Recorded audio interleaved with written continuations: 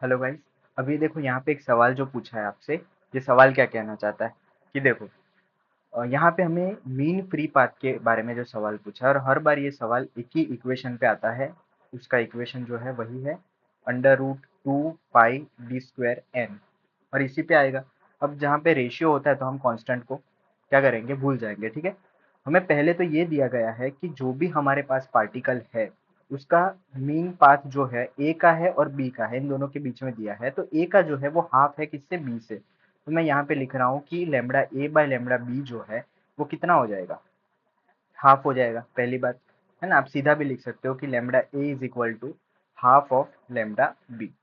ठीक है। दूसरा हमें दिया है डी का रेशियो। अब देखो, डी डायमीटर भी मान सकते हो, रेडियस भी मान सकते हो। क्यों? क्योंकि हम यहाँ पे सीधा क्या करेंगे, रेशियो लेंगे। तो डायमीटर, रेशियस, रेडियस कुछ भी लिखेंगे तो वो क्या हो जाएगा, कैंसिल आउट हो जाएगा। तो हम सीधा लिख रहे हैं कि भाई जो डायमीटर ऑफ ए है और डायमीटर ऑफ बी है, उन दोनों के बीच में क्या रिलेशन है।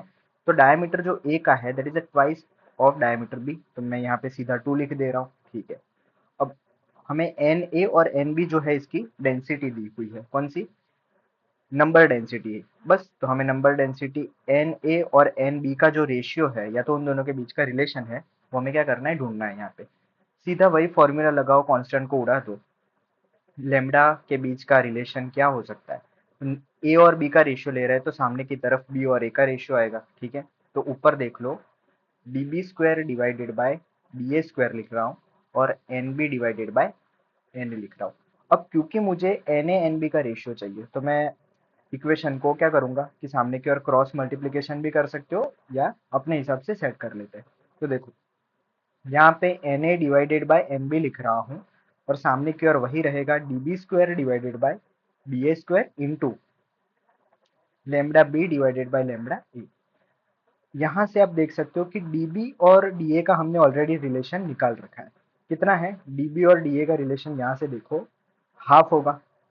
उसका स्क्वायर करना है तो 1/4 हो जाएगा। तो ये कर दिया अपन ने 1/4 इंटू, यहाँ पे हमारे पास लेमडा का भी रिलेशन है, लेकिन ये ए और बी का है तो उल्टा कर दो, कोई दिक्कत की बात नहीं है, 1/4 कर दो।